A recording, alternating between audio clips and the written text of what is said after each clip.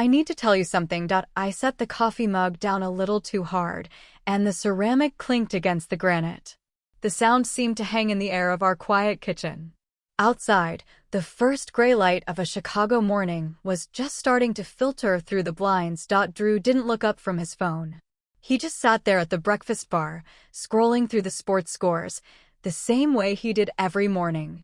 His tie was perfectly knotted, his hair still damp from the shower. Something came up, I said. My voice sounded steadier than I felt. At work. I'm going to have to postpone the trip to your mom's this weekend. Now he looked up. His thumb froze over the screen. You said you already cleared it with your team. Ellen's been planning this for a month.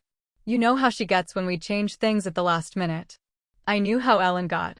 His mother, with her passive-aggressive comments and her careful reminders that I wasn't quite the daughter-in-law she'd hoped for.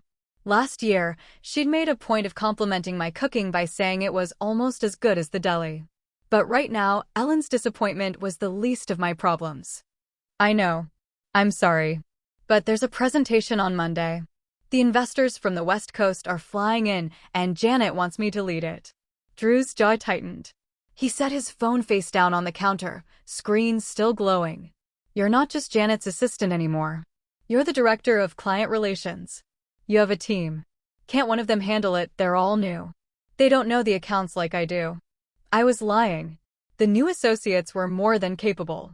I knew this because I'd trained every single one of them. But I couldn't tell him the real reason I needed to stay in the city this weekend. Not yet.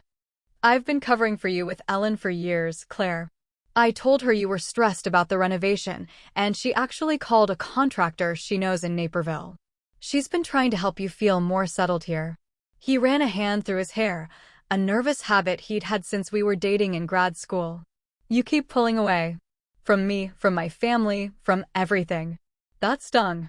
Because it was true, but not for the reasons he thought. I'd been pulling away ever since I woke up 3 weeks ago with a splitting headache and a new set of memories that didn't match the life I was living. Or rather, they matched. They were memories of a life I'd already lived. A life that ended 6 years from now, in a small rental apartment in a bad part of town, with a bottle of sleeping pills and the cold realization that everyone I'd ever trusted had taken everything from me. I'm not pulling away. I'm just busy. The excuse felt hollow in my mouth. Bull. The word was so sharp that I flinched. Drew never swore. He was a professor of American history at Northwestern, a man who measured his words the way he measured his lectures, carefully, thoughtfully, with an eye toward precision. This was the man who had written me a sonnet for our 5th anniversary. The man who held my hand through my father's funeral. I'll call Ellen myself, he said, standing up. He was taller than me, 6'2" to my 5'5", and in his navy suit he looked every inch the Ivy League academic. I'll tell her you're sick. But this is the last time, Claire. You know the holidays are coming, and she's already talking about Thanksgiving. I can't keep making excuses for you. Don't call her. He was halfway to the stairs, his briefcase in one hand, when I said it. He stopped and turned. Don't call her. Because the reason I'm not going to Naperville this weekend isn't work. It's not the renovation. It's because I need to go to the office and pull some files from personnel. Personnel, why would you need? Because I found something on Janet's computer last night, Drew. Something I shouldn't have seen. The kitchen felt very small all of a sudden. The refrigerator hummed, a low, steady drone that seemed to fill the silence between us. What did you find? He was guarded now. Defensive. A folder. With my name on it. It's been there for months. HR reviews, performance feedback, a couple of anonymous complaints about my management style. There's even a draft of a termination letter, dated 2 weeks from now. That doesn't make sense. Janet just promoted you. Why would she be building a case against you? It was the right question. In my other life, it had been the question that consumed me for months. Why? What had I done? But now I knew the answer. I remembered the phone call from Jessica, the junior associate who'd been my friend. I remembered her tearful confession. And I remembered the one thing that Janet had overlooked in her scheming. Drew was waiting for my answer. His face was pale, his professional composure cracking at the edges. I think she's planning to fire me, I said. Not because of performance. Because of something else. Something I haven't figured out yet. That was also a lie. I knew exactly why Janet wanted me gone. But I couldn't tell him that part. Not yet. I had to watch him. I had to see his reactions, measure his loyalty, because in my previous life he had been part of the scheme. I'm going to the office today, I said. I'm going to get a copy of everything. And then I'm going to the employment lawyer we used for the rental dispute in Evanston. I need to know what my options are. Wait. Drew set his briefcase down and walked back toward me. Hold on. You can't just go in there and start making accusations. If Janet's planning something, you need to be smart about this. Don't tip her off. He was right. He was always right about things like this. That's what had made his betrayal so devastating the first time around. I'll be careful. Let me help you. I can look over the documents. I know a guy in the law school who does employment cases. No. I said it too quickly. His eyebrows furrowed. I mean, I'll handle it. You have your own work. You're teaching that seminar on the Civil War, and I know you're behind on your book manuscript. He stared at me for a long moment. In the dim kitchen light, I could see the worry in his eyes. Real worry. It threw me off balance, because in my memories, he had looked at me with cold calculation when Janet's scheme came to light. But that was 6 years from now. That was a different Drew. You've been acting strange lately, he said softly. Not just since last night. For weeks. You get this look on your face sometimes, like you're not really here. I'm here. Are you? Because sometimes I don't feel like I know you anymore. The words landed like a blow. My chest tightened. I want to tell you everything, I said. And I did. I wanted to collapse into his arms and explain the impossible truth, the nightmare I'd lived through, the years of loneliness and despair. I wanted to warn him about the loan he was going to take out with his brother, about the debt that would unravel his career. I wanted to save him from the person he was going to become. But I couldn't. Because I didn't know yet if he was the same man I'd loved, or the same man who'd let me fall. Just give me this weekend, I said. Let me handle Janet. When I come back, we'll talk. I'll tell you everything. I promise. The word promise felt heavy on my tongue. I'd made promises to him before. In my other life, I'd promised to love him forever, and he'd broken that promise in the worst possible way. Drew checked his watch. It was the platinum Rolex his father had given him when he got tenure, a symbol of everything he'd achieved and everything his family expected of him. I'm going to be late for my office hours. Then go. He picked up his briefcase again. At the door, he paused, one hand on the handle. I'll call Ellen. I'll tell her you're sick. But Claire, if you're hiding something from me, it's not going to fix itself. We've been together too long for secrets. The door closed behind him. I stood there in the kitchen, listening to the sound of his car starting in the driveway, the soft rumble of the engine fading down the street. Then I took the car keys off the hook by the back door. I had a 30-minute drive to the office, and I needed to get there before Janet arrived. According to the memories that weren't memories, I had exactly 2 days before the trap closed around me. 2 days to save myself from the future I'd already lived. The office building was called the Providence Center, a gleaming glass tower in the heart of the Loop. I'd spent a decade of my life climbing its ranks, from junior administrative assistant to director of client relations, and in my previous life, I'd been escorted out by security, carrying a cardboard box of my personal effects. This time, I was going to walk out on my own terms. The main lobby was nearly empty at 7 in the morning. I nodded at the security guard, a man named Mike who always asked about my dog. In my previous life, I'd never had a dog. But last week, I'd gone to the shelter and adopted a scruffy terrier mix named Pepper. I'd remembered the nights of isolation in my old life, the crushing loneliness that had been worse than any betrayal. This time, I wasn't going to be alone. The elevator ride to the 23rd floor felt eternal. I knew the code to Janet's office. She'd given it to me years ago, when I was her trusted assistant, the one who could be counted on to water her plants and forward her calls, but I'd never used it without her permission. Today, I used it. The office was pristine. A corner suite with a view of the lake, decorated in muted grays and creams. Janet's photos of her children lined the bookshelf. 3 kids, all in private school, all smiling in matching uniforms. She'd always seemed like such a devoted mother. It was easy to forget that devoted mothers could also destroy careers. I sat at her desk. The file was still open on her computer, the same one I'd glimpsed last night when she'd left her laptop unlocked during a late meeting. I'd pretended to be reviewing a proposal while she stepped out to take a call. In reality, I'd been scrolling through a year of documentation. It was thorough. That was the worst part. Janet had been building her case for months. Performance reviews that were just a little too critical. Notes from associates about my difficult personality. Even a copy of an email from a client who'd complained about my communication style. Except I knew that email was forged. I remembered that client's actual feedback, glowing, effusive, a written recommendation that had landed our firm a major deal. I inserted the USB drive I'd brought and started copying everything. It would take a few minutes. Minutes I couldn't afford. While the files transferred, I opened the desk drawers, looking for the one thing I needed. In my previous life, I hadn't discovered it until the lawsuit. A physical copy of a confidentiality agreement, signed 5 years ago, a document that Janet had used to threaten me. But the original had a loophole. A small, overlooked clause that could save me. I found it in the bottom drawer, tucked under a stack of old bills. The paper was yellowed at the edges, but the signature was still clear. Janet's angular scrawl. My own neat cursive. And the clause that was going to change everything. The USB drive beeped. The files were done. I put everything back where I'd found it, locked the computer, and walked out of Janet's office as if I'd been there to leave her a memo. But in the hallway, I almost dropped the USB drive when I heard someone call my name. Claire. I turned, my heart pounding against my ribs. Jessica stood there, a coffee cup in each hand, her face a mask of surprise.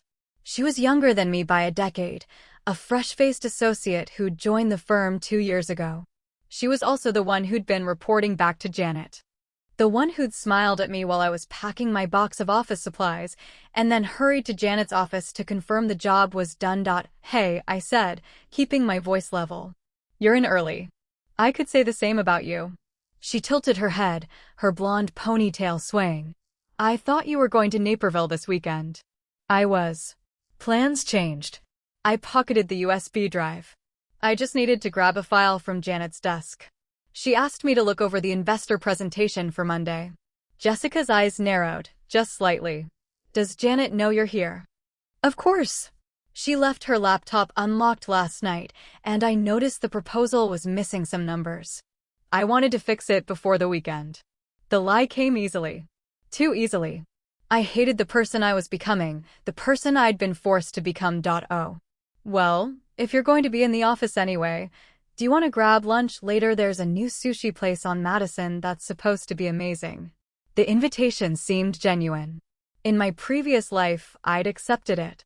I'd sat across from Jessica at that sushi restaurant and told her everything about my fears, my suspicions, my growing unease with Janet. And 2 days later, all of it had been used against me. I'll let you know, I said. I might be busy. Jessica smiled, that bright, earnest smile that had always seemed so trustworthy. No problem. Just text me. She walked away, and I watched her disappear into the elevator, her coffee cups balanced carefully in her hands. The junior associate with the sweet demeanor and the hidden agenda. The first time around, she'd made me believe she was my friend. This time, I knew better. The drive back to Evanston was tense. I kept checking the rearview mirror, certain that Janet's car would appear behind me, that someone had already discovered the missing file. But the streets were quiet, the city's morning rush still an hour away. I pulled into the driveway of our house, the 3-bedroom colonial we'd bought 3 years ago. The porch needed painting, and the gutters were clogged with leaves. 100 small things I'd meant to fix in the life before. Now, I wasn't sure how much time I had to fix anything. Pepper was waiting at the door, her scruffy tail wagging furiously. I knelt down to pet her, burying my face in her wiry fur. She'd been a stray, the shelter said, a dog who'd seen the worst of the world and still came out trusting. I could learn from her. After Pepper settled on her bed, I opened my laptop and reviewed the files from the USB drive. Janet's case against me was detailed, built with the precision of a woman who'd planned every step. The forged client email. The anonymous complaints from associates. The performance reviews that were just short of glowing, enough to create a pattern of mediocrity. And then there was the confidentiality agreement. The clause I'd remembered was buried on page 12 in the fine print. It stated that any termination related to breaches of confidentiality would require a formal arbitration process with an independent third-party mediator. Janet had overlooked it. She'd counted on me being too scared, too naive to fight back. But I'd already fought this battle once. I'd lost. And I'd learned. My phone buzzed on the table. Drew's name appeared on the screen. I picked it up, hesitating. Claire, I'm calling from campus. I have my first class in 10 minutes, but I wanted to check in. Are you okay? The concern in his voice made my chest tighten again. In my previous life, he'd been the one who'd filed for divorce while I was still fighting Janet's accusations. He'd sided with the stories about my volatile behavior, the rumors that I'd become unstable, impossible to live with. But this Drew had no memory of those events. To him, I was still his wife, the woman he'd married in a small ceremony on the shore of Lake Michigan, with his family's disapproval and my family's absence. I'm fine, I said. I'm just going over some things. Things like the employment lawyer or things like whatever you found on Janet's computer. He knew me too well. Both. There was a long pause on the other end. I could hear voices in the background, students chatting, the click of heels on tile. Come home early tonight, he said.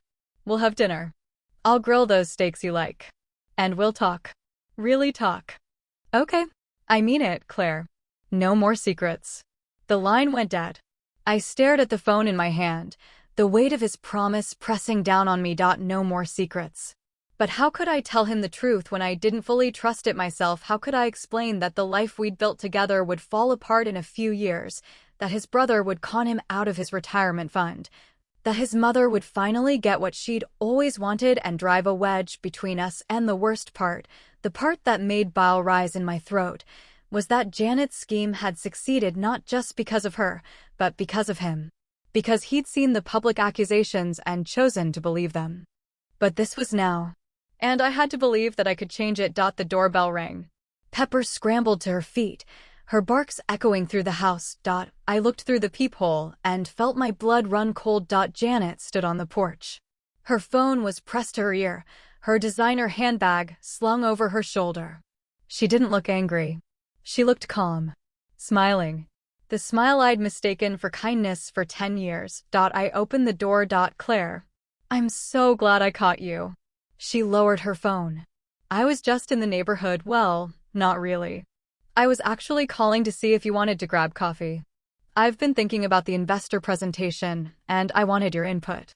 At 7:30 on a Saturday morning, the work never stops, right? She laughed, a musical sound that had always seemed so genuine. Can I come in? I stepped aside, letting her enter. Pepper kept barking, her small body vibrating with agitation. Janet ignored her. Nice dog, she said, not looking at Pepper. When did you get a dog? Last week. She was a stray. Janet settled onto the living room couch, crossing her legs with practiced elegance. You know, Claire, I've always admired your decisiveness. You see something you want, and you go after it. That's what makes you such a valuable member of the team. Thank you. I'm not just saying that. I'm serious. When I promoted you to director, I knew I was taking a risk. You didn't have the seniority. The board had questions. But I fought for you. Because I believed in you. I knew where this was going. I'd heard it before, in my previous life. The reassurance, the warmth, the careful dismantling of my defenses. And I appreciate that, I said. More than you know. Which is why I want to give you a heads up. She leaned forward, her expression shifting to something more serious. There's been some talk in HR. Nothing formal. But a couple of the associates have expressed concerns about your management style. They feel you're dismissive. Hard to approach. Which associates? I'm not at liberty to say. You understand. HR confidentiality. But I wanted you to hear it from me first, before it becomes a bigger issue. She reached out and touched my hand. I'm on your side, Claire. Always. I stared at her perfect manicure, the smooth pink nails that had never seen a day of manual labor in their life. Thank you, I said again. I'll work on it. She smiled. That's all I ask. Now, how about that coffee? We can talk about the presentation. Actually, Janet, I have some bad news. I pulled my hand away. I've been thinking. With the stress of the promotion and the renovation and the dog, I'm not sure I can commit to the presentation on Monday. I think we should let someone else handle it. Janet's smile flickered. Just for a moment. You're the lead on this account. You've been working on it for months. I know. But I've been doing some research, and I realized there's a conflict I hadn't considered. The proposal we're drafting it uses some language that's very similar to the contract we signed with the Ralston Group 5 years ago.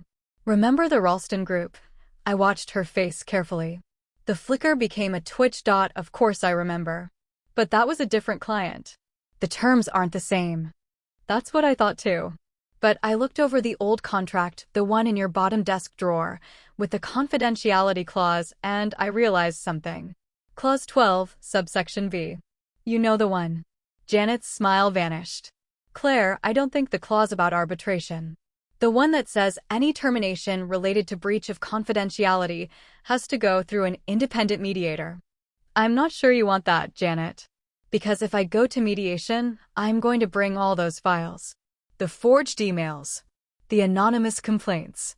The performance reviews that don't match the client feedback I have in writing. The silence stretched between us. For a long moment, neither of us spoke. Then Janet laughed.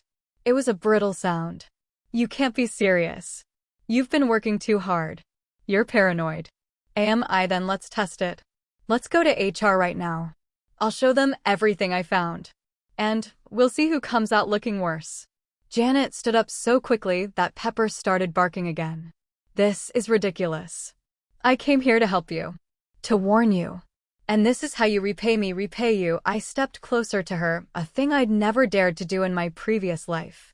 You've been building a case against me for months. You've been telling lies to HR. You've been using Jessica to spy on me. And you thought I wouldn't find out. How did you? I'm smarter than you think. It was a lie. I wasn't smarter. I'd just lived this exact moment before, and I'd learned from the mistakes of my past life. Now you have a choice. You can drop this. You can stop the termination process, and we can pretend this conversation never happened. Or you can push ahead, and I'll take everything to the board. The forged documents. The confidentiality breach. The way you've been undermining me for years. Janet's face was red now, the calm facade completely gone. You have no proof. It's your word against mine. I have proof. Copies of everything. Including the Ralston Group contract. I pulled the USB drive out of my pocket and held it up. They're on a backup drive. A safe place. So even if you fire me, I still have them. Janet stared at the drive like it was a snake about to bite her. Get out, I said. Get out of my house. And don't come back until you're ready to be civil. She grabbed her handbag and walked to the door. On the threshold, she turned, her eyes burning with hatred. This isn't over. Yes, it is. I held her gaze. I'm not the same person you think I am. I know exactly who you are, Janet. And I'm not going to let you destroy me. She left. I closed the door and leaned against it, my heart pounding. Pepper came over and licked my hand, her tail wagging. I'd just burned every bridge I had. But I was still standing. And that was more than I'd managed the first time. My phone buzzed again. Drew, calling from campus. I let it ring. I wasn't ready to talk to him yet. Because the hardest conversation was still to come. The one where I had to tell my husband that I'd been keeping secrets. That I'd found out things about his family, things he didn't know. That his brother's gambling habit was going to drain their savings. That his mother's interference was going to tear us apart. But not today. Today, I had to give myself a moment to breathe. I looked out the window, at the quiet street of our suburban neighborhood. Kids were playing on the lawn across the street, kicking a soccer ball back and forth. A neighbor was walking her golden retriever. Normal life, happening all around me. And I was part of it again. For the first time in weeks, I let myself believe that maybe I could be happy here. That maybe I'd been given a second chance not just to survive, but to live. Pepper curled up at my feet. I reached down and stroked her ears. Okay, girl, I said. Let's figure this out together. I don't know how much time I have. Maybe Janet will find a way around my threats. Maybe Drew's betrayal is inevitable, no matter what I do. Maybe the next 6 years will be different, or maybe they'll be the same. But for now, I have hope. And hope, I've learned, is worth everything. The knock on my office door came at 4:45 on Monday afternoon. Just as I was packing up to leave. I looked up, expecting Drew. He texted that he was picking me up for a dinner reservation he'd made weeks ago, something about celebrating the end of his grading period. But the figure in the doorway was smaller, younger, her blonde ponytail bobbing uncertainly. "Can I talk to you?" Jessica asked. Her voice was different from the perky, helpful tone she always used in meetings. It was quieter. Thinner. "Come in." She stepped inside and closed the door behind her. That was unusual. We'd had plenty of private conversations before, but she'd always left the door open a crack. A small signal. I realized now that she was keeping herself visible, accountable to whoever might be watching. "I need to tell you something," she said. She was twisting her hands together, a nervous habit I'd never noticed. "And I need you to hear me out before you say anything. Please." I sat back in my chair. "Go ahead." "I know what you found on Janet's computer. I know you copied the files." She paused. "And I know you're going to the board." I didn't react. I'd spent the entire weekend waiting for this conversation, and I'd rehearsed every possible version of it. "How do you know that?" "Because Janet called me Friday night, after she left your house." Jessica's eyes darted to the door, then back to me. "She told me you'd found the folder. She said you were threatening arbitration. And she said if you went through with it, I'd be implicated too." "Would you?" Jessica flinched. "It's not like that." "It's not." She stopped, took a shaky breath. "You have to understand. When I started at the firm, Janet was the one who took me under her wing. She mentored me. She gave me assignments that no other junior associate was getting. She told me I had a bright future, that I was going to be a partner someday. And then she asked me to do something. Just a small thing. Just to keep an eye on you." "Why me?" "Because you were the one standing in her way. The promotion you got. That was supposed to be hers. The board didn't want to give her another director-level role because she was already overstretched. So they gave it to you, and she had to find a way to prove you weren't qualified." I remembered that promotion. I remembered the way Janet had smiled and hugged me, the way she'd said I deserved it. The way she'd been building her case against me even then. "So you sent her the reports," I said. The things I said in confidence. The times I complained about the workload or expressed frustration with the clients. "Yes."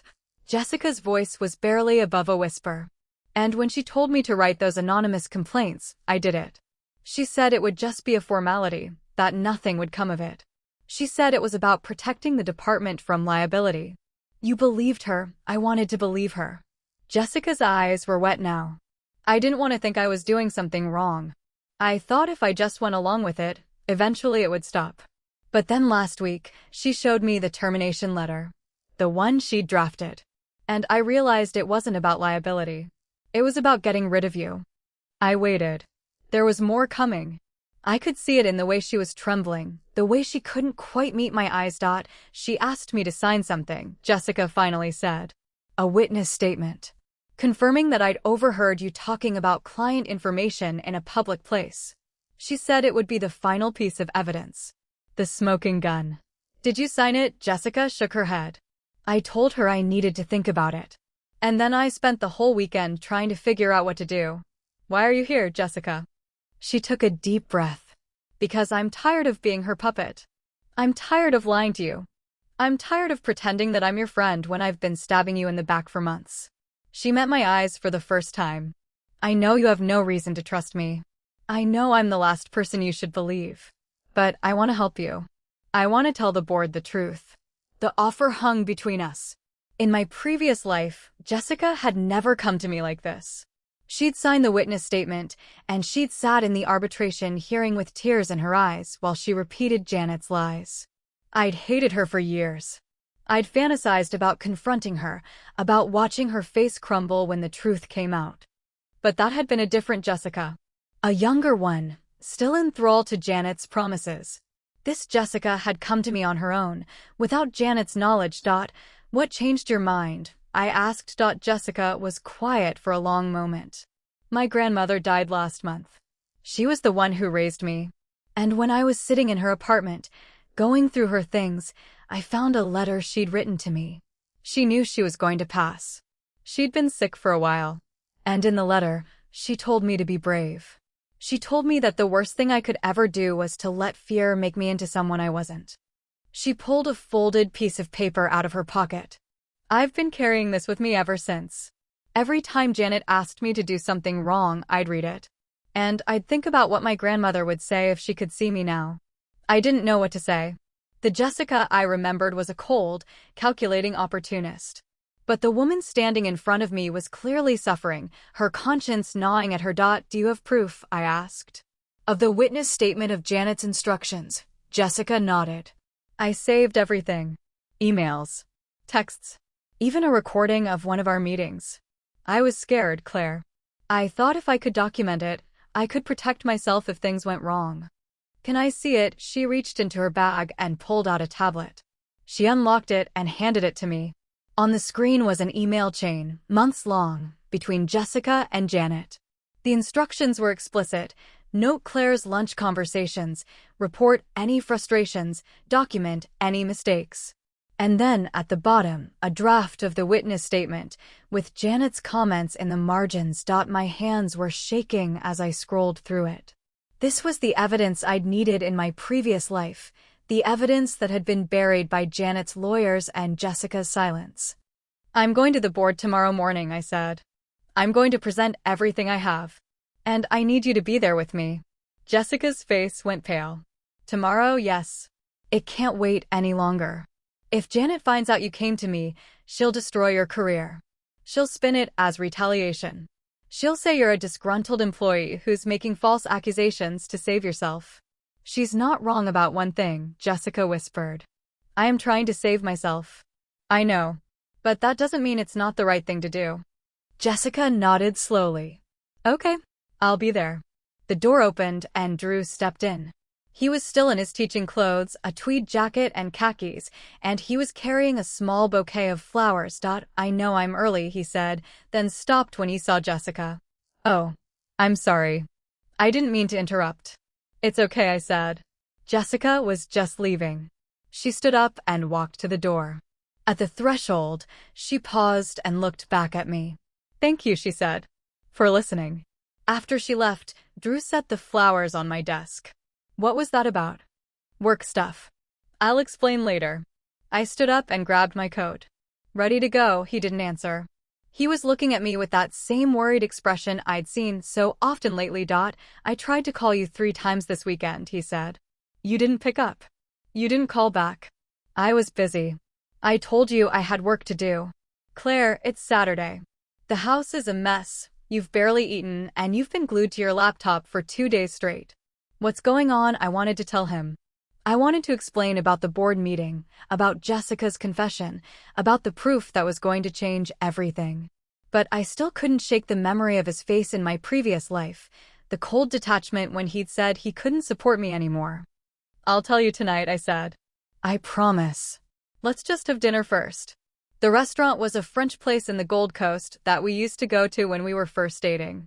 The maitre d' greeted Drew by name, and we were seated at a corner table with a view of the street.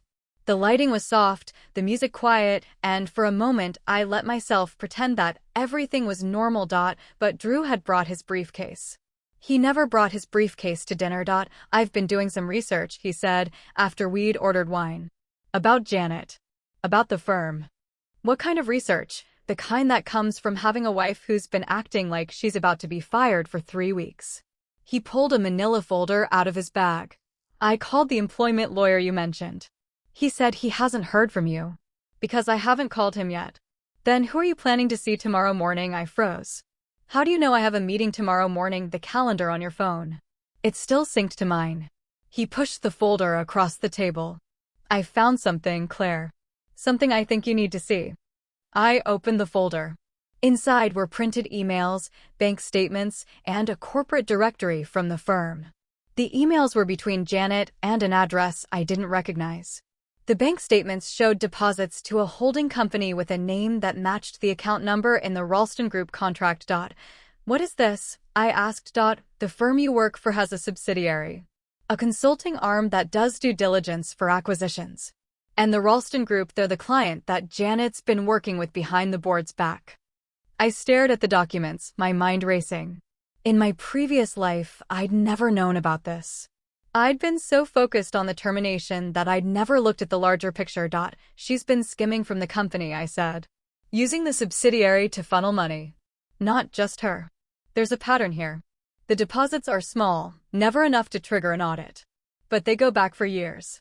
He pointed to a page. And look at the dates. The first deposit was made 2 weeks after you got the promotion. I looked at the dates. He was right. The timing was too precise to be coincidence. Janet's been planning this for years, I said. And she was going to use me as the scapegoat. The termination wouldn't just be about performance, it would be about covering up her own embezzlement. Exactly. Drew reached across the table and took my hand.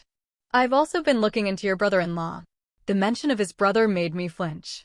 Andrew, why? Because you mentioned something last week. About loans. And I realized I never told you about the money Andrew borrowed from me. I felt the blood drain from my face. In my previous life, Andrew's gambling had been a secret until it was too late. He'd borrowed money from Drew, lost it all, and then come back for more. The debt had put a strain on our marriage that we'd never recovered from. How much? I asked. 25,000.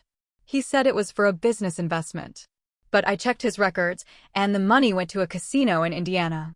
Drew, why didn't you tell me? Because I didn't want to worry you. And because I thought I could handle it. Andrew's my brother. I thought I could talk some sense into him. He squeezed my hand. But then you started talking about secrets, and I realized that's exactly what I was doing. Keeping secrets from you. So I'm telling you now. The irony was painful. He was confessing to me what I'd already known, but the timing was different. In my previous life, the confession had come after the debt had spiraled out of control. Now, it was early enough to fix. Thank you for telling me, I said. We'll figure it out together. You still haven't told me what's going on with you, he said. Why were you with Jessica tonight? Why are you going to the board tomorrow? I took a deep breath. The wine arrived, but I didn't touch it. I just looked at him across the table and tried to find the right words. What if I told you that I've been having dreams, I said. Dreams that feel too real. Dreams about a life I haven't lived yet. Drew's brow furrowed. Claire, I know it sounds crazy. I know it sounds like I'm losing my mind. But what if I told you I saw everything that's going to happen? Janet's scheme. The termination. The way we're going to fall apart, just like your parents. He pulled his hand back. My parents have nothing to do with this. Your mother has been trying to break us up since the day we got engaged.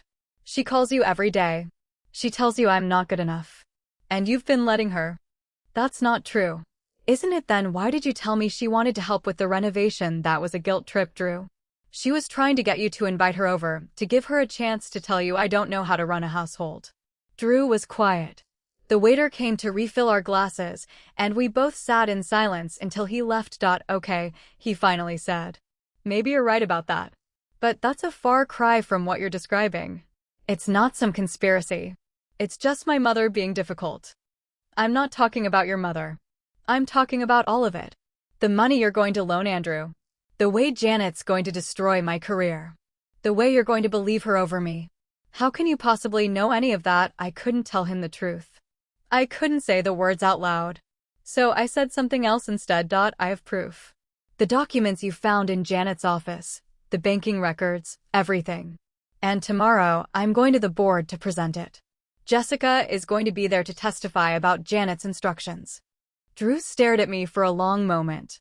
Then he leaned back in his chair. Why didn't you tell me this before? Because I didn't know if I could trust you. The words hung between us. He looked like I'd slapped him. Claire, I'm your husband. I know. But I've been scared. I reached across the table and took his hand again. I've been scared that if I told you, you'd react like you did the last time. That you'd side with your family. That you'd believe the worst of me. I've never believed the worst of you. Not yet. But you will. And I need you to promise me something, Drew. Whatever happens tomorrow, I need you to be on my side. Not your mother's. Not your brother's. Mine. He didn't answer right away. He just looked at me, his face unreadable. Fine, he finally said. You have my word. I didn't believe him. Not completely. The memory of his betrayal was still too fresh. But I wanted to. And maybe that was enough for now. The rest of the dinner passed in silence. We ate our food, talked about small things, and pretended that our marriage wasn't hanging by a thread. But I could feel the distance between us, the same distance I'd felt in my previous life, creeping back in.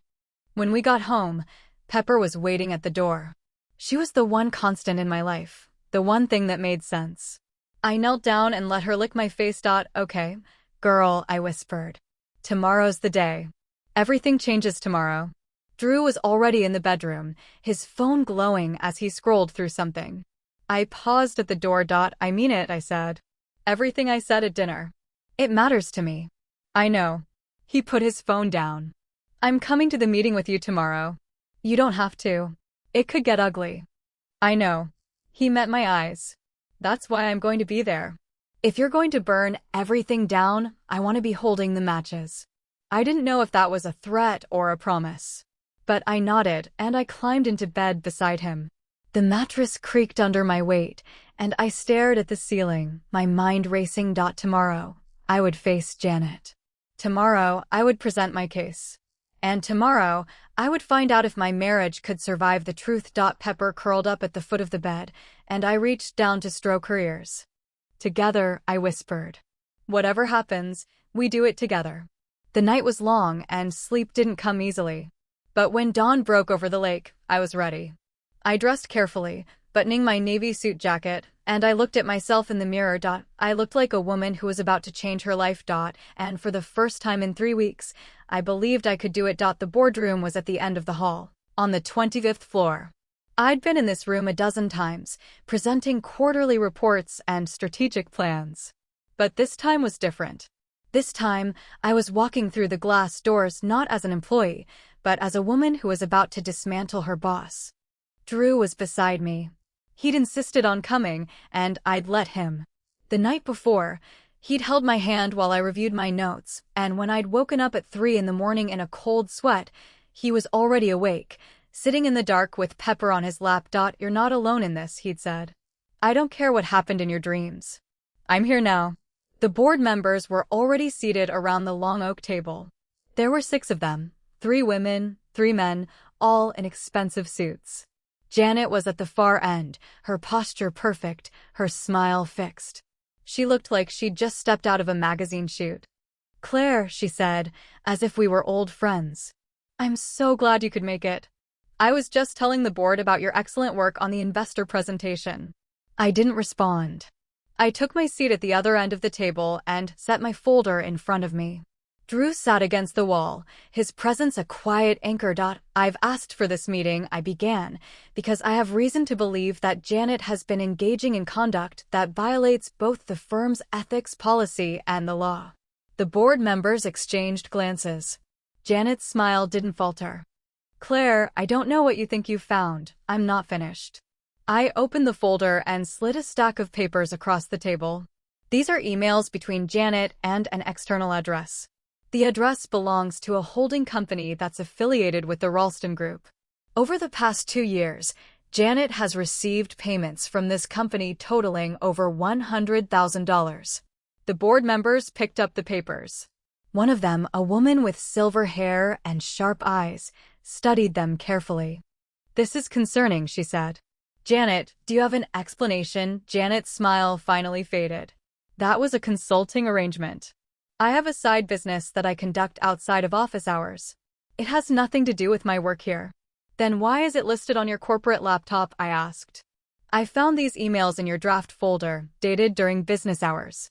And the payments align with specific contracts you were handling for the Ralston Group. This is absurd. I've been with this firm for 15 years. My record speaks for itself. I have more evidence. I pulled out the second folder.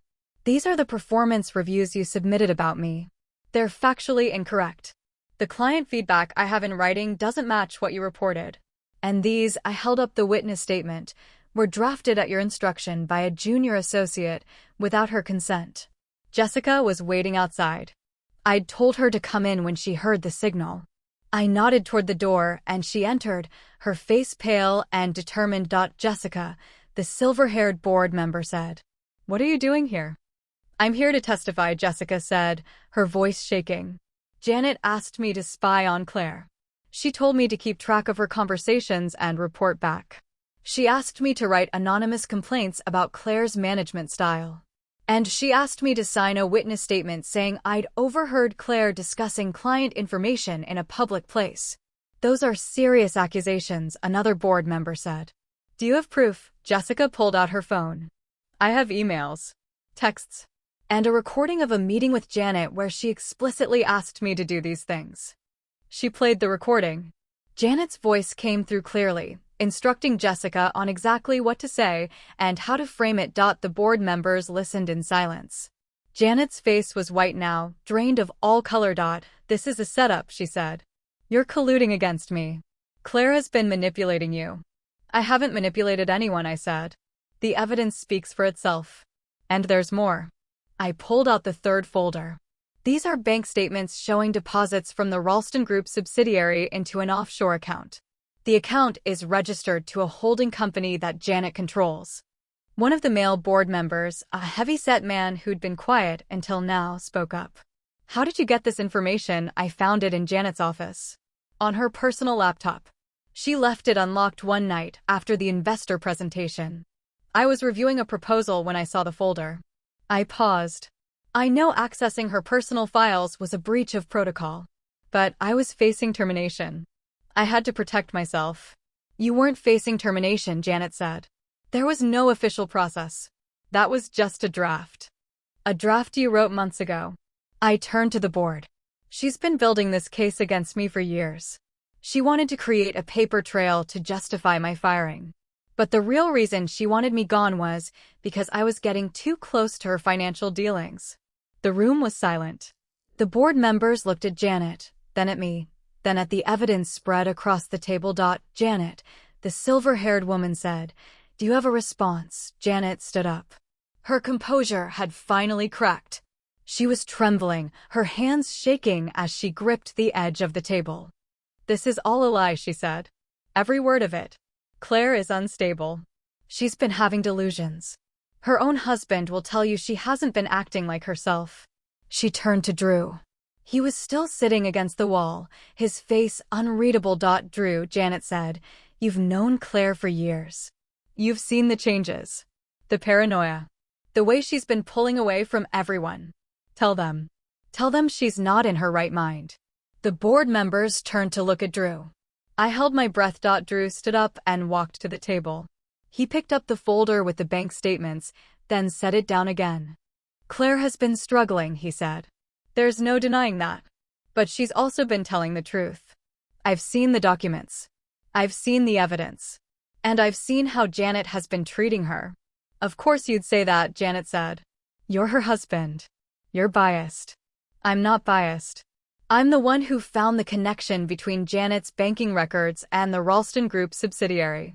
He pulled out a piece of paper from his pocket. I'm a history professor. I spend my life following threads. And this thread leads directly to you. He handed the paper to the board. I hadn't seen it before. It was a detailed timeline showing every transaction between Janet's accounts and the subsidiary, with dates and amounts. This is thorough, the silver-haired board member said. Where did you get this? Public records, Drew said. The subsidiary is registered in Delaware. Anyone can look up its officers. And the officers matched Janet's previous employers at a firm she worked for a decade ago. Janet sank back into her chair. Her face was a mask of defeat. I'll resign, she said. I'll leave the firm. No need for a board investigation.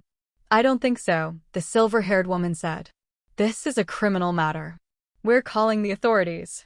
The meeting ended after that. The board members filed out, their faces grim. Janet was escorted out by security, her designer handbag still slung over her shoulder. She didn't look at me. She didn't say a word. Jessica lingered behind, her eyes wet. Did I do the right thing? She asked. A time will tell, I said. But I think you did. I hope so. She wiped her eyes. I was so scared. I thought I was going to lose everything. Sometimes losing everything is the only way to start over. Jessica left, and I was alone with Drew and the pile of papers on the table. You didn't have to do that, I said. You could have walked away. You could have let Janet paint me as crazy. I told you last night. I'm in this with you. I studied his face, trying to read his expression. Why now, why not before? Because I didn't know, he said. I didn't see what was happening right in front of me. I was so caught up in my own life, my own problems, that I let you handle everything alone. And I'm sorry. He reached out and took my hand. I'm still scared, I said. I'm scared that this is just the beginning. That there are more secrets, more lies, more things we haven't discovered. Then we'll discover them together. No more secrets, right? I nodded. No more secrets. The drive home was quiet. I leaned my head against the window, watching the city blur past. The loop, the lakefront, the suburban streets. Everything looked the same. But everything was different. When we got home, Pepper was waiting at the door. She jumped up on me, her tail wagging, and I held her close. How do you want to celebrate? Drew asked. Dinner, a movie, something more elaborate. I just want to sit on the couch and do nothing, I said. I want to watch something stupid on TV and not think about anything. You got it. He ordered Chinese food, and we ate it on the couch, Pepper curled between us. For the first time in weeks, I felt like I could breathe. I still have a lot of questions, I said, between bites of sesame chicken. About what happens next. About the firm. About us. We'll figure it out, he said. That's what people do, right? They figure things out. I don't think I have a job anymore, I said. I mean, I might. The board might offer to keep me. But I don't know if I want to stay. You don't have to decide today. I know. But I've been thinking. Maybe it's time for a change. A fresh start. Like what? I don't know yet. But I have time. For the first time in a long time, I have time. Drew set his food down. Claire, there's something else I need to tell you. About Andrew. What about him? He called me this morning. Before the meeting. He admitted he has a problem. The gambling, the debt, all of it. He said he's going to check into a treatment program. I stared at him. In my previous life, Andrew had never sought treatment. The addiction had spiraled, taking Drew's money and his emotional stability with it. That's good, I said. That's really good. He wants to talk to us. Together. He wants to apologize and make things right. When he's coming over tomorrow night. I let out a long breath. Okay, you don't have to do this. I can tell him we need time. No. I want to do it. If he's trying to change, then we should at least hear him out. Drew smiled, the first genuine smile I'd seen on his face in weeks. I don't deserve you. That's not true. No, it is. I've been a terrible husband. I've been distant, distracted, worried about my family instead of yours. And you've been carrying all of this alone. I won't be alone anymore. Right, all right. No more secrets. No more distance. We're in this together. Pepper barked, as if to agree. I laughed, the sound surprising me. Okay, I said. Let's do this. Let's figure out what comes next. The rest of the evening passed in comfortable silence. We watched a documentary about birds, of all things, and I fell asleep on the couch with my head on Drew's shoulder. When I woke, it was dark and he was carrying me to the bedroom. Did I fall asleep? I mumbled. Dead asleep, he said. You needed it. He tucked me into bed, and Pepper curled up at my feet. I reached out and grabbed his hand before he could leave. Thank you, I said. For coming with me today. For believing me. Always, he said. Now get some rest. The next day, I woke up to sunlight streaming through the curtains. Pepper was already awake, her tail thumping against the bed. Drew was in the kitchen, making coffee. I thought we'd go for a walk, he said. Before Andrew comes. A walk sounds perfect. We walked along the lake shore, the wind cool off the water. Pepper bounded ahead, chasing goals. I've been thinking about what you said, Drew said. About starting over. What would you want to do if you could do anything? I don't know. I thought for a moment. I've always loved working with people. Maybe something in community outreach. Or counseling. You'd be good at that. You think so? I know so. He squeezed my hand. Whatever you decide, I'll support you. Even if it means less money. Money is just money. What matters is that you're happy. I stopped walking. I am happy. For the first time in a long time, I'm actually happy. Good. He pulled me into a hug, his arms warm around me. That's all I've ever wanted. We walked a little further, then turned back toward the house. Andrew's car was already in the driveway. Andrew was waiting on the porch. He was thinner than I remembered, his face drawn and tired. But he met my eyes, and his gaze was steady. Claire, he said. Thank you for seeing me. Come inside. We sat in the living room, the same living room where Janet had threatened me 2 days earlier. The contrast was jarring. I'm not going to make excuses, Andrew said. I've been lying to you both for years. I've been stealing from you, manipulating you, and I'm sorry. Where does it come from? I asked. The gambling, I don't know. My therapist says it's about control. When my marriage fell apart, I needed something I could control. And the cards gave me that.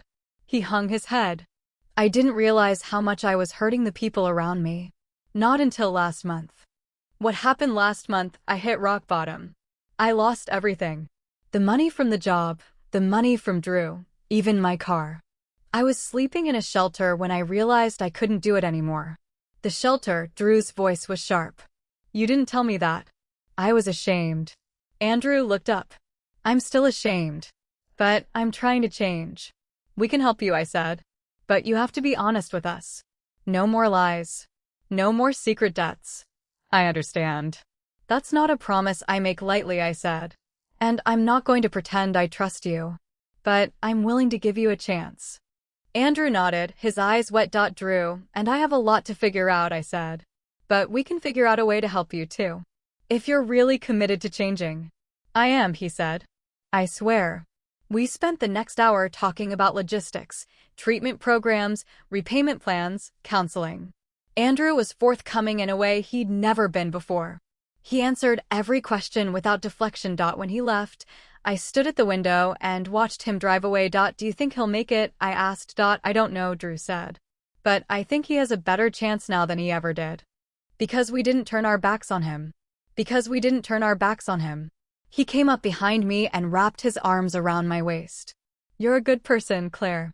I don't think I tell you that enough. Neither do you. I'm going to work on that. The next few days were quiet. The firm called and offered me a new position, consultant, not director, with fewer responsibilities and more flexibility. They said they valued my integrity.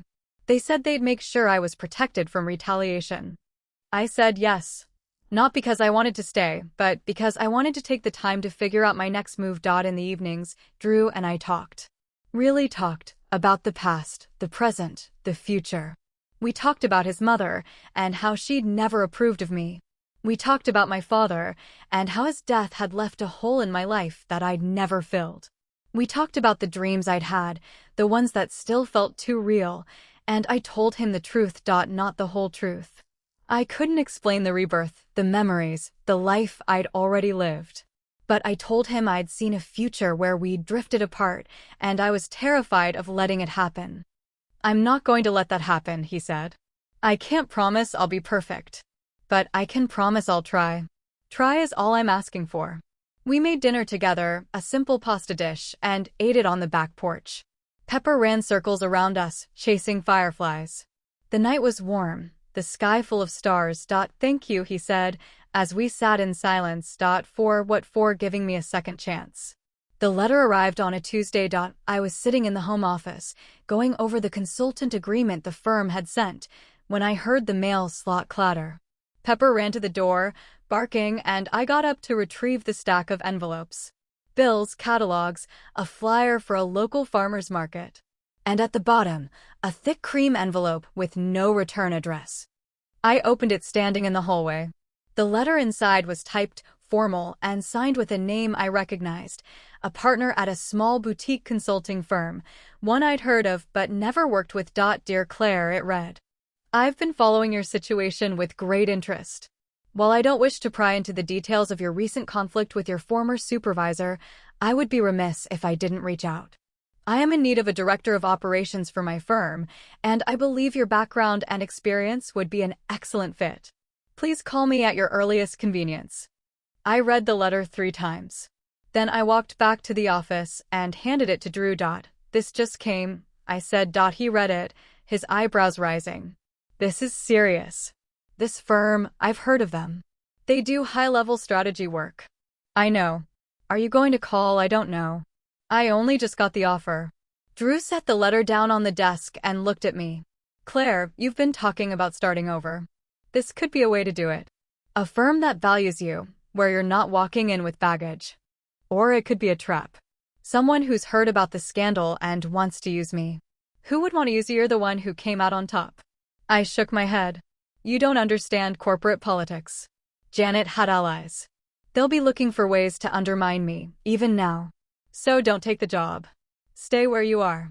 Get the promotion the board is offering. That's the same thing in a different costume. I sank into the chair beside him. I don't know what I want anymore. I've spent my whole life trying to climb the ladder. And now I'm not sure I even like the view from the top. Drew was quiet for a moment. Then he reached over and took my hand. Then take your time, he said. You don't have to decide right now. You don't have to decide tomorrow. You can just sit with the offer and see how it feels. What if it doesn't feel like anything? What if I'm so numb from everything that I can't tell the difference between a good opportunity and a bad one? Then wait until you can. He squeezed my hand. We're not in crisis mode anymore. You have the luxury of patience. I wanted to believe him. But the anxiety was still there, a low hum beneath everything I did. The memories of my previous life were fading, becoming less vivid, but they'd left a residue. A wariness. A sense that I couldn't trust happiness. The next morning, I called the number on the letter. The woman who answered introduced herself as Margaret. She had a warm voice, the kind that made you feel like you were talking to an old friend. Claire, I'm so glad you reached out, she said. I know this is sudden, but I've been watching your career for a long time. I was impressed by how you handled the Ralston Group account. And I was appalled by how Janet treated you. You know about Janet. Everyone in our industry knows about Janet. Word travels fast. There was a pause. I won't pretend that's not part of the reason I'm calling. Your story has made an impression. You're someone who doesn't back down. That's rare in this business. Thank you. Can we meet? I'd like to talk in person. There are things I want to say that aren't appropriate for a phone call. We arranged to meet the next Friday at a coffee shop in the Gold Coast. I hung up and sat for a long moment, staring at the phone. Drew was in the kitchen, making breakfast. He looked up when I walked in. You called. I did. We're meeting on Friday. Are you nervous, terrified? I sat down at the table, but also excited. That's weird, isn't it, being excited and terrified at the same time? That's called being human.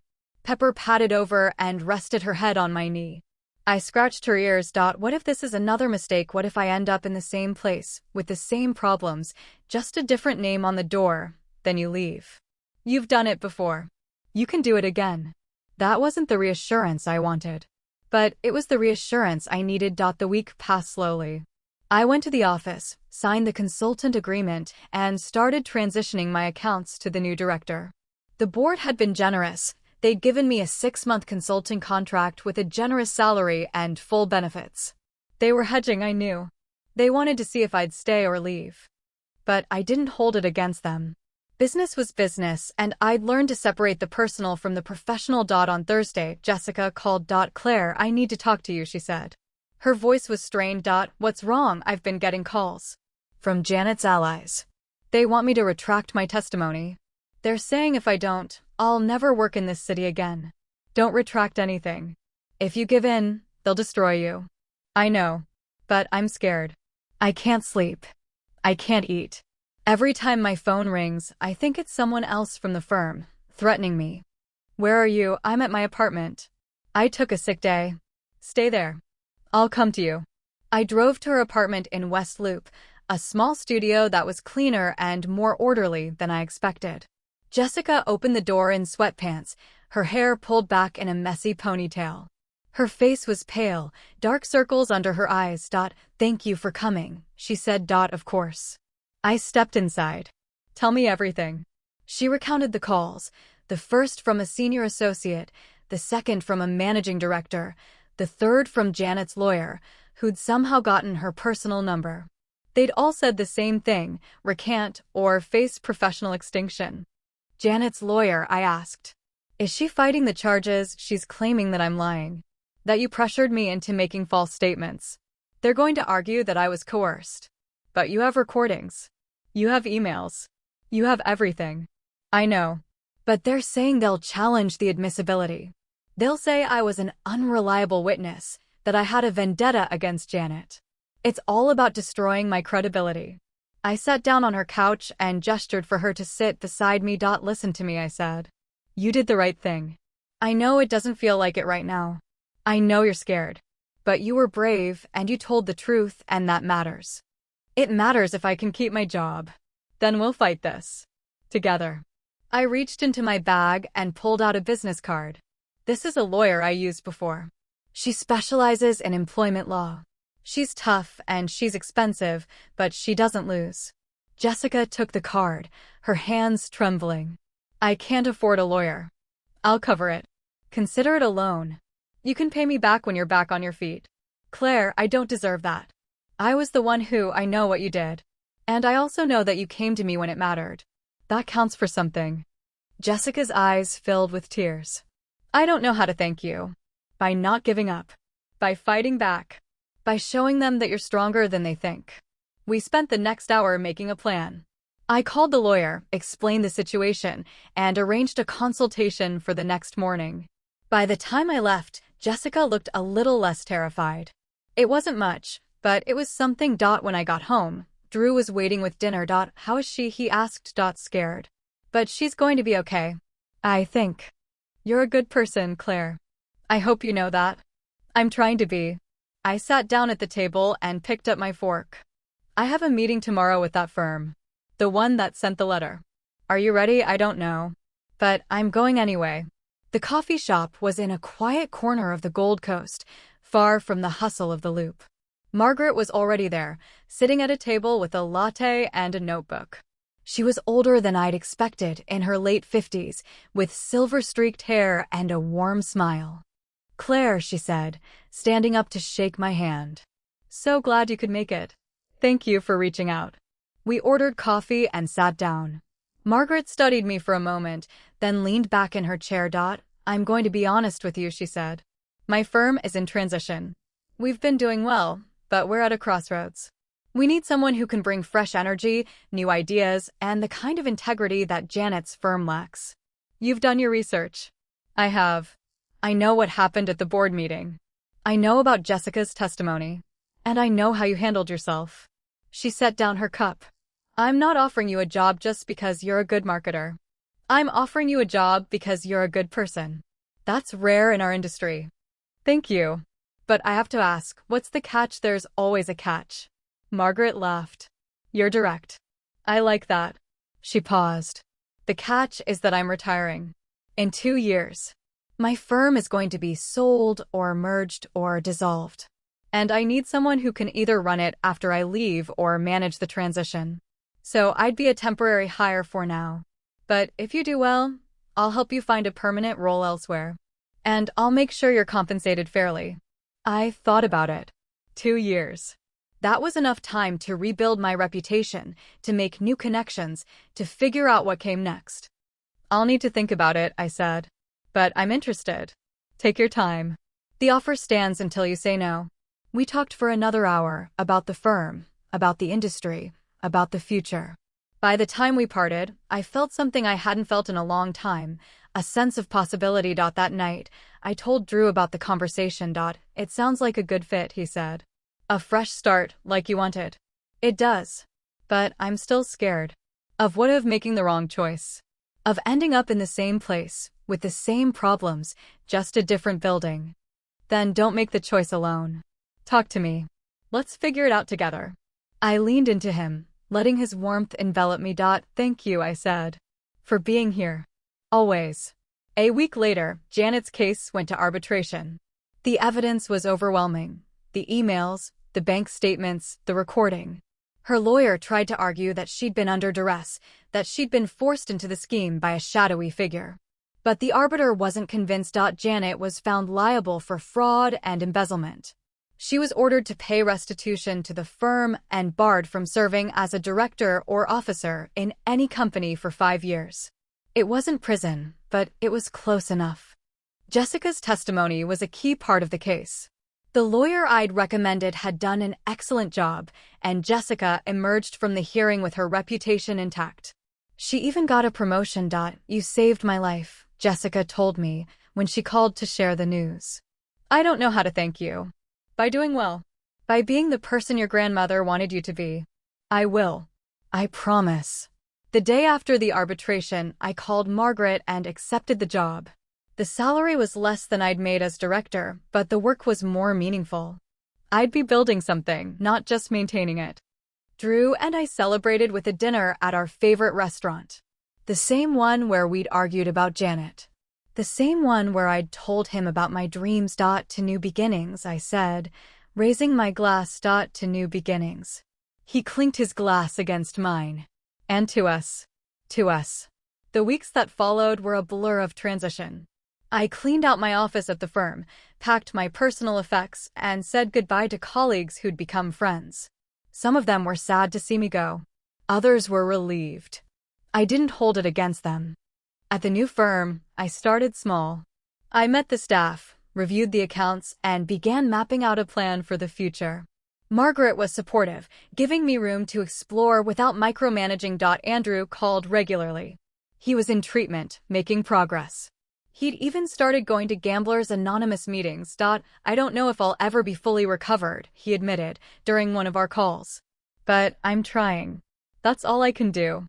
Trying is enough, I said. Keep trying. The holidays came and went. Drew's mother, Ellen, called to invite us to Naperville. I braced myself for the usual passive-aggressive remarks. But to my surprise, she was different. Quieter. More subdued. I'm sorry, she said, when we were alone in her kitchen. I've been hard on you. I see that now. Thank you, Ellen. Andrew told me what happened. How you helped him. How you didn't give up on him even when he'd given up on himself. She looked away. I didn't know you had that in you. I didn't either, until I had to. She reached out and touched my hand. Whatever you need, Claire. Just let me know. It was the first time she'd ever been kind to me. It caught me off guard. Thank you, I said again. That means more than you know. That night, lying in bed with Drew, I stared at the ceiling and thought about the life I'd come from. The loneliness, the betrayal, the despair. And then I looked at the life I had now. Are you okay? Drew asked. You look like you're a million miles away. I'm here, I said. I'm just thinking. About how different everything is. About how I never thought I'd get to this place. Where is this place? I turned to look at him. Happy. I never thought I'd be happy again. He pulled me close. You deserve to be happy. Everyone deserves to be happy. But not everyone gets it. You did. That's what matters. Spring came early that year. By mid-March, the snow had melted, and the first crocuses were pushing through the damp soil along the edge of our lawn. I noticed them on a Saturday morning, standing at the kitchen window with my coffee, watching Pepper chase a squirrel across the yard. 6 months had passed since I'd confronted Janet. 6 months since I'd started over at Margaret's firm. The days had blurred together in a rhythm of work and home, meetings and dinners, phone calls with Andrew and reluctant but improving visits with Ellen. I'd settled into a life that felt almost normal, almost safe. But something was still nagging at me. A loose thread I couldn't quite find. I was in the middle of a quarterly review when my phone buzzed with a text from an unknown number. I ignored it, assuming it was spam. But then it buzzed again. And again. Finally, I picked it up and read the messages. Is this Claire? I need to talk to you about Drew. Please don't ignore this. My hand tightened around the phone. I typed back, my fingers trembling. Who is this? Someone who knows what he's been hiding. The messages stopped. I stared at the screen, waiting for more. But there was nothing. I tried to focus on the quarterly review, but the numbers swam before my eyes. Who was this person? What did they know? And why were they reaching out to me instead of going to Drew directly at lunch? I called the number. It went straight to voicemail. A generic recording, no name, no identifying information. I hung up and sat in my office, staring out the window at the city skyline. My first instinct was to tell Drew. But something held me back. The memory of my previous life, the way secrets had festered and grown until they consumed everything. If I told him, would I be giving him the chance to lie again? Or would I be showing him that I trusted him I didn't know? And that uncertainty gnawed at me. That evening, I came home late. Drew was in the kitchen, making dinner. Pepper was at his feet, waiting for scraps to fall. Rough day, he asked, not looking up from the stove. Something like that. I sat down at the table. Drew, I need to ask you something. He turned, spatula in hand. What's going on? I got a text today. From an unknown number. Someone claiming to know something about you. Something you've been hiding. Drew's face went pale. He set the spatula down slowly. What kind of text? I don't know. They wouldn't say. They just said I needed to talk to them. And then they stopped responding. He wiped his hands on his apron and came over to the table. Claire, I don't know what to tell you. I'm not hiding anything. Then why did you look so guilty when I brought it up? I'm not guilty. I'm shocked. Someone is trying to mess with our marriage, and I don't know why. Maybe it's Janet. Or one of her allies. I thought she was finished. She is. But that doesn't mean she's not still angry. Drew sat down across from me. If it's her, we can't let her get to us. That's what she wants. I know. But I can't just ignore it. What if there's something I need to know? There's nothing. He reached across the table and took my hands. I promise you, Claire. There's nothing. I wanted to believe him. But the text had planted a seed of doubt. And I couldn't shake the feeling that something was about to surface. The next day, I called Jessica. I'd kept in touch with her, and she'd become something like a friend. Not a close one, but someone I could trust. Jessica, I need your help, I said. Someone sent me a threatening text. About Drew. What kind of threat? It wasn't a threat exactly. More like a warning. They said he was hiding something. And then they stopped responding. Jessica was quiet for a moment. Do you think it's Janet? I don't know. That's what I'm trying to figure out. Have you tried tracing the number? I called it. It went to voicemail. Give me the number. I have a friend who works in IT. He might be able to trace it. I gave her the number and waited. The rest of the day passed in a haze of unease. I went through the motions of my work, but my mind was elsewhere, circling around the same questions. At 5 o'clock, Jessica called back. Claire, I traced the number. It belongs to a burner phone. Prepaid, no registered owner. So it could be anyone. Anyone with enough money to buy a cheap phone and a grudge. Which in our world is a lot of people. Great. I leaned back in my chair. Thanks for trying. I'm sorry I couldn't be more help. But I'll keep an eye out. If I hear anything, I'll let you know. I hung up and sat in the silence of my office. The sun was setting over the city, painting the sky in shades of pink and orange. It should have been beautiful. Instead, it felt ominous. That night, I didn't tell Drew about the trace. I didn't want to start another argument. Instead, I let him hold me as we watched TV, pretending that everything was fine. But I could feel the distance between us, the same distance I'd felt before. And I was terrified it was going to grow. The next day, I got another text. This one was longer. I know you're trying to trace me. That's not going to work. I'm not Janet. I'm someone who cares about you. You need to come to the Drake Hotel, room 412, tomorrow at 7 p.m. Alone. Or you'll never know the truth. I read the message 5 times. My heart was pounding. Whoever this was, they knew I'd tried to trace them. They knew my movements. And they wanted me alone. I should have told Drew. I knew I should have. But I couldn't. Something inside me was driving me to go, to find out, to confront whatever was waiting for me. The next day, I told Drew I had a late meeting. He believed me. Why wouldn't he? I'd been working late more and more often, trying to prove myself at the new firm. At 6:45, I left the office and drove to the Drake. The hotel was elegant, old-fashioned, the kind of place where secrets felt at home. I took the elevator to the 4th floor and walked down the hall to room 412. I knocked. The door opened. A woman stood there. She was in her early 30s, with dark hair and wary eyes.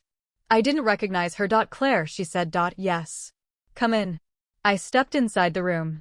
It was a standard hotel room, queen bed, dresser, a small table by the window.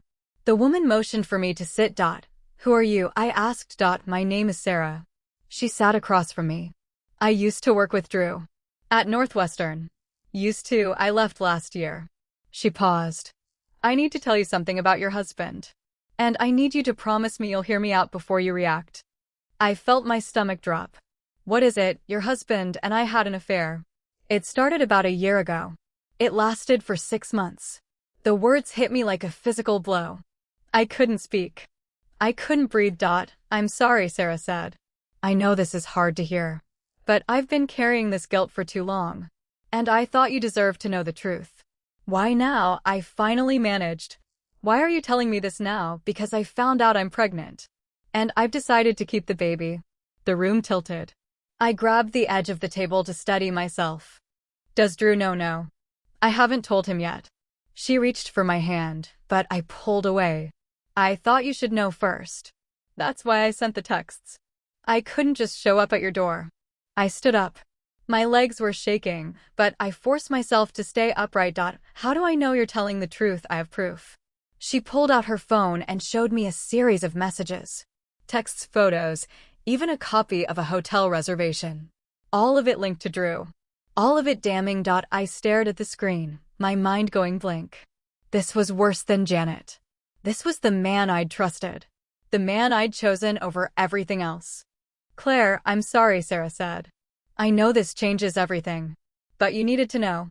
Did you love him? She hesitated. I thought I did. But now I see it for what it was. He told me he was unhappy in his marriage. He said he was going to leave you. And I believed him. He was never going to leave. I know that now. I walked to the door. My hand was on the handle when I turned back.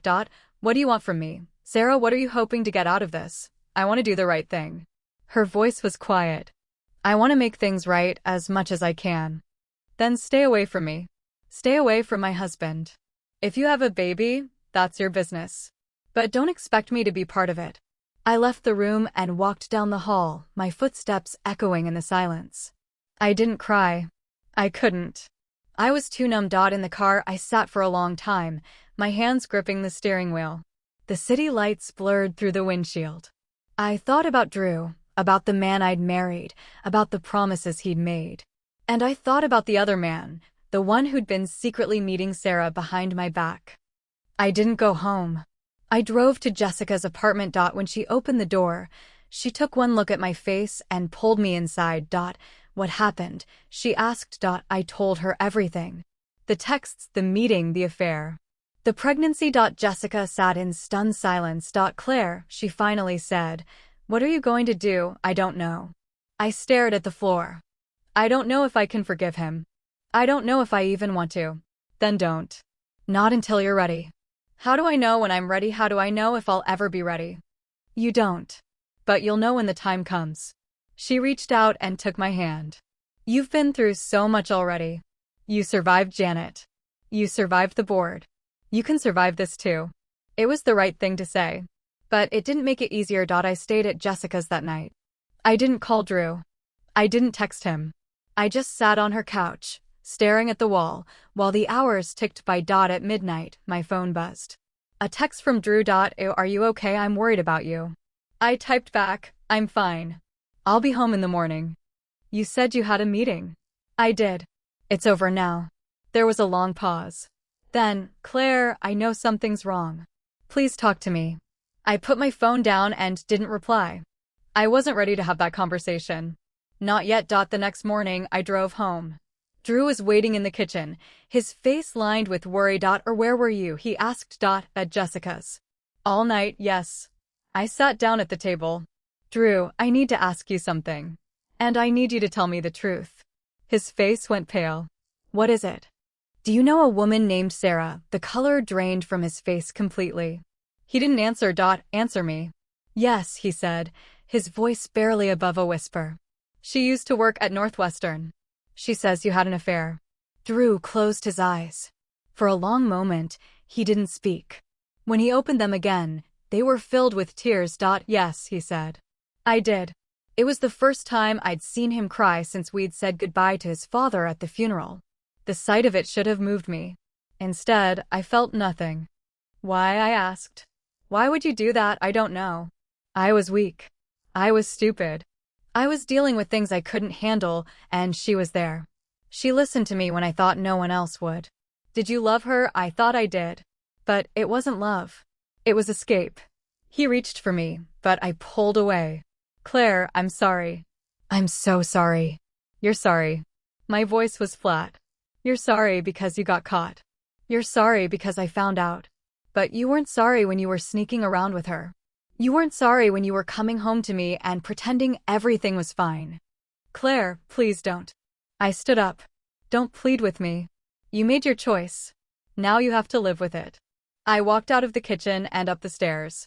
Pepper followed me, her tail between her legs. I closed the bedroom door and sat on the bed, staring at the wall. Drew came up later. He knocked softly. Can I come in? No. Claire, I need to explain. I don't want to hear it. Not now. He was quiet for a moment. Then he said, I'll be in the guest room. If you need anything, I'm here.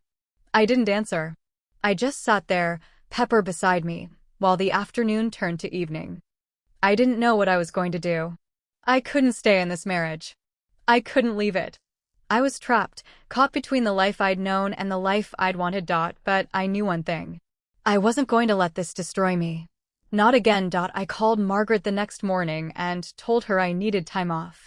She didn't ask questions. She just said, take as much time as you need. I packed a bag and drove to a small hotel on the lakefront. I didn't tell Drew where I was going. I just left a note on the kitchen counter. I need time to think. Don't follow me. I'll call you when I'm ready. The hotel room was small, but it had a view of the water. I sat at the window, watching the waves roll in, and tried to figure out what came next. The answer didn't come easily. I spent the next week in a fog, eating when I remembered to eat, sleeping when my body gave out. I walked along the lake shore for hours, letting the cold wind numb my face. On the fifth day, my phone rang. It was Andrew. Claire, I know you're going through something, he said. I just want you to know I'm here. Whatever you need. Thank you, Andrew. I've been where you are. Not the exact same situation, but close. And I know how hard it is.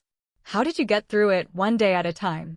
And by reminding myself that I didn't have to have all the answers right away. The advice was simple, but it helped. I stayed at the hotel for another week. By the end of it, I had a plan. Not a complete one, but enough to move forward. I came home on a Wednesday 3 weeks after I'd left. The house was quiet, the kitchen spotless, Drew's coffee mug still in the sink from the morning. Pepper ran to me at the door, her whole body wagging, and I knelt down to let her lick my face. Drew was in the living room. He stood up when he heard me, his face a mixture of relief and wariness. Claire. He said my name like it was a prayer. You're back. I'm back. I set my bag down. We need to talk. He nodded and sat on the edge of the couch. I took the armchair across from him, putting distance between us. I've had a lot of time to think, I said. And I've made a decision. But before I tell you what it is, I need you to answer some questions. Honestly. Anything. Did you ever love her? No. He said it without hesitation. I was drawn to her because she made me feel important. But it wasn't love. It was selfishness. Did you tell her you were going to leave me? He flinched. I said things I shouldn't have. Things I didn't mean. But you said them. Yes. I took a breath. Why did you do it, not the affair? I understand that. People make mistakes. But why did you lie to her? Why did you lead her on? Drew ran his hands through his hair. Because I was scared. I was scared of losing you, but I was also scared of being honest. With her, with myself, with everyone. I didn't know who I was anymore. And instead of figuring it out, I ran away. That's not an excuse. I know. It's not an excuse. It's just the truth. I studied his face. There were dark circles under his eyes, and he'd lost weight. He looked older than he had a month ago. I've decided to go to couples counseling, I said. I'm not promising anything. I'm not saying I forgive you. But I'm willing to try. If you are. Drew's shoulders sagged with relief. Yes. Of course. Whatever it takes. But you need to do something for me first. Name it. You need to call Sarah. You need to tell her the truth. That the affair is over. That you never loved her. And that you won't be part of her life or the baby's life. Drew's face went pale. She told you about the baby, she did. And I need to hear you say it. To her. He nodded slowly. Okay. I'll do it. I'll do it right now. He pulled out his phone and dialed. I watched his face as it rang, the way his jaw tightened when she answered. Sarah, it's Drew. A pause. I need to tell you something. The affair is over. It should never have happened. I was wrong to lead you on, and I'm sorry for that. Another pause. No, I'm not going to be part of your life. Or the baby's. I've made my choice, and it's clear. He listened for a moment, then said, I know. I'm sorry. Goodbye. He hung up and looked at me. It's done. I nodded. Good. We sat in silence for a long moment. Then I stood up and walked to the kitchen. I'm going to make dinner. You can help if you want. It was a small thing, an olive branch. But Drew took it. The next day, we started counseling. The therapist was a woman in her 50s named Dr. Keller, who had a calm presence and a no-nonsense approach. We met in her office, a warm room with soft lighting and comfortable chairs, and we talked. And talked. It wasn't easy. Some sessions ended with Drew in tears and me too angry to speak. Others were quiet, both of us struggling to find the right words. But bit by bit, we started to uncover the patterns that had led us here. You've been carrying a lot of weight, Claire, Dr. Keller said, during one of our sessions. The job pressure, the family tension, the feeling that you had to do everything alone. And Drew, you've been retreating instead of reaching out. The affair was a symptom of that, not the cause. I know, Drew said. I should have been stronger. I should have come to her instead of running away. You couldn't have done that, I said. Because I wasn't there. I was so wrapped up in my own problems that I didn't see what was happening to you. We looked at each other. It was the first time we'd acknowledged our mutual failures. That doesn't excuse what I did, he said. No. But it explains it. I reached across the space between our chairs and took his hand. We both have work to do. After the session, we went for a walk along the lake shore. The sun was setting, painting the sky in shades of orange and pink. Pepper ran ahead, her leash trailing behind her. I'm sorry, Drew said. For everything. The affair, the lies, all of it. I know. And I appreciate that. I stopped walking and turned to face him. But I need you to understand something. The forgiveness isn't going to come overnight. It's going to take time. And I'm not promising that we'll make it. But I'm willing to try. That's all I'm asking for. We walked a little further, the wind cool off the water. Pepper chased a seagull, barking with joy. I've been thinking, I said. About the future. About what I want. What do you want? I want to be happy. I want to be with someone who makes me feel safe. And I want to feel like I'm enough. You are enough, Claire. You've always been enough. Then why didn't you show it? He was quiet for a moment. Because I was broken. And I didn't know how to fix myself. None of us knows how to fix ourselves. That's why we need each other. Drew pulled me into a hug. I let him hold me, even though part of me was still wary. The weeks turned into months. Counseling continued, and we started to build something new. It wasn't the same marriage we'd had before. It was better. More honest. More intentional. Andrew was doing well.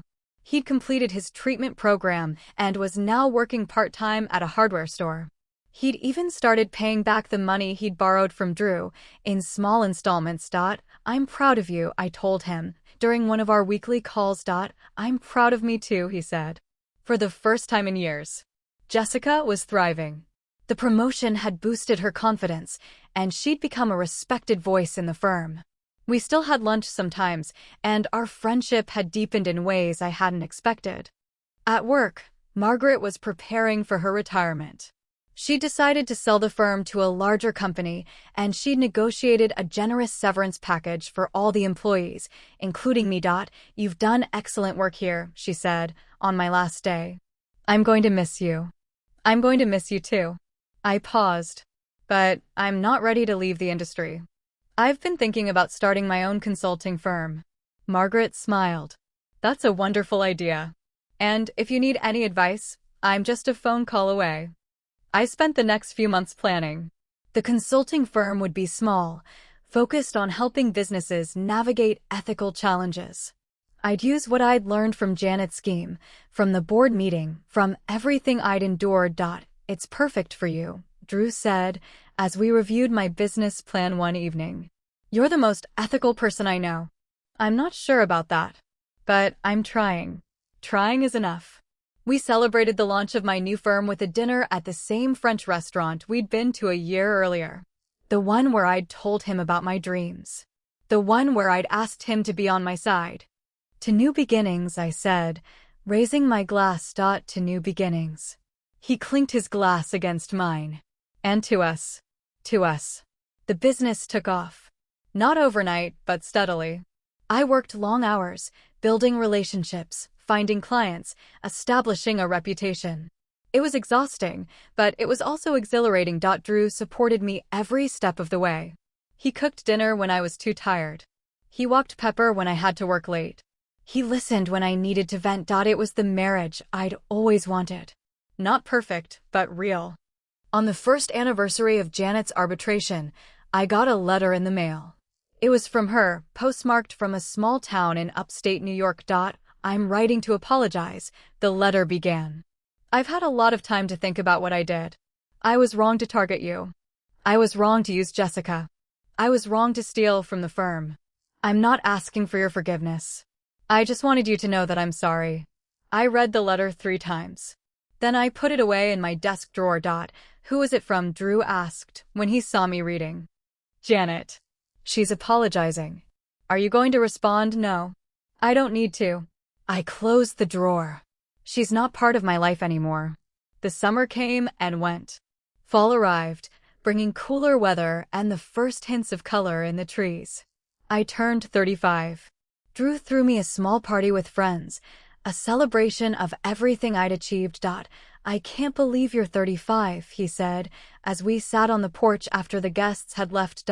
I can't believe I made it this far. What does that mean? I looked at him, at the man who'd hurt me and then worked so hard to make things right. I thought about the other life I'd lived, the one that had ended in loneliness and despair. And then I looked at the life I had now. It means I'm grateful, I said. For you. For all of it. He took my hand. I'm grateful too. We sat in silence, watching the stars come out. Pepper curled up at my feet, her tail thumping contentedly. The next morning, I went to the office and reviewed my calendar. Another meeting with a potential client. Another opportunity to build something real. I was ready for it. For all of it. Because I'd learned something in the past year. Something that the old Claire had never understood. Resilience wasn't about never falling. It was about getting back up. And I was getting back up. Over and over again, as many times as I had to. I looked out the window at the city skyline. The buildings gleamed in the morning light, a symbol of everything I'd overcome. My phone buzzed with a new client inquiry. I smiled. Let's get started, I said to myself. There's work to do. 2 years after I started my consulting firm, I stood in the kitchen of our house on a Saturday morning, pouring coffee into 2 mugs, when I heard the front door open and the familiar clatter of Andrew's keys hitting the hall table. He'd become a regular visitor, one of the few people I actually looked forward to seeing. Pepper raced to the door, her claws skidding on the hardwood. Andrew knelt down to let her lick his face, just like he always did. Claire, he called out, are you making breakfast pancakes? I shouted back. Get in here before they get cold. He shuffled into the kitchen and poured himself a cup of coffee. He looked good, healthier than he'd been in years.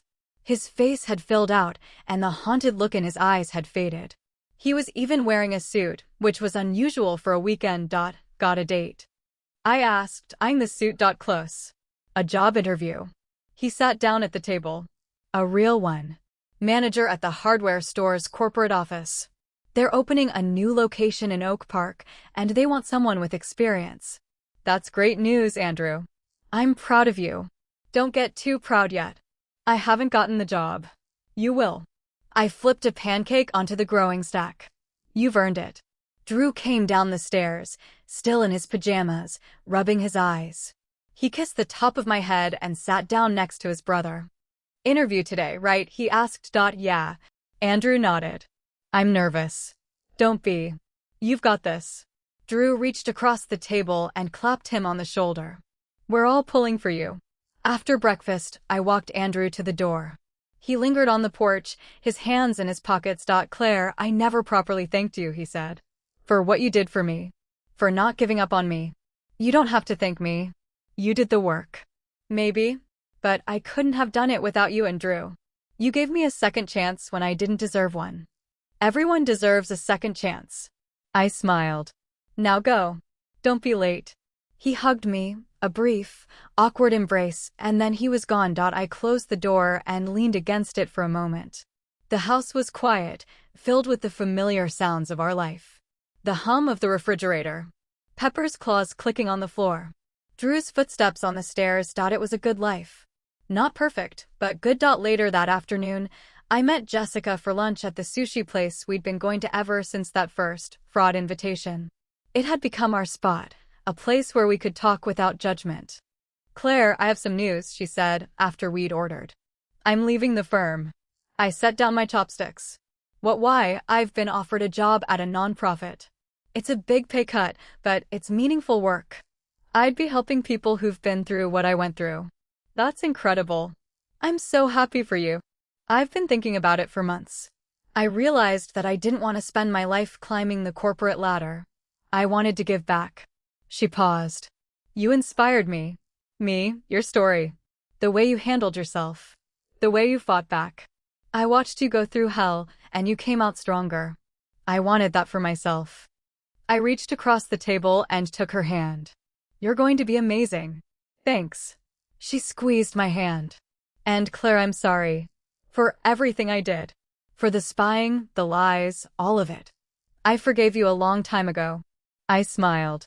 Now you have to forgive yourself. I'm working on it. We finished our lunch and walked out onto the street.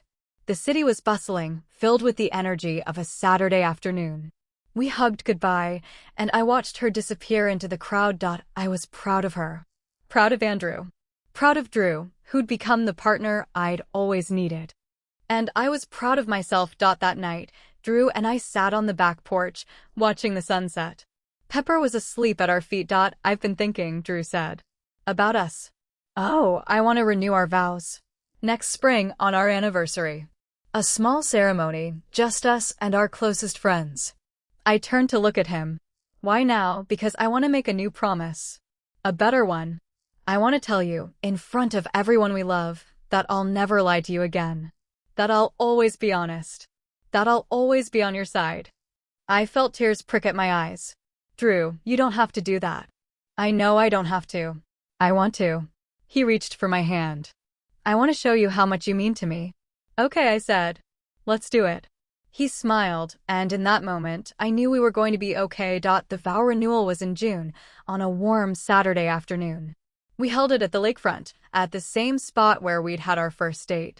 The setting was simple, a white archway, a handful of chairs, a small crowd of friends and family. Andrew was the best man. He'd gotten the job at the hardware store and was doing well. Jessica was there, smiling in a pale blue dress. Even Margaret had come, her silver hair gleaming in the sunlight.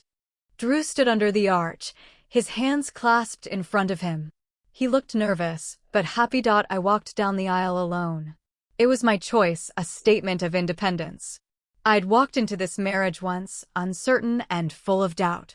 Now I was walking into it again, sure of who I was and what I wanted. The officiant was a friend of ours, retired judge who'd known us since we were first married. She smiled at us as we took our places.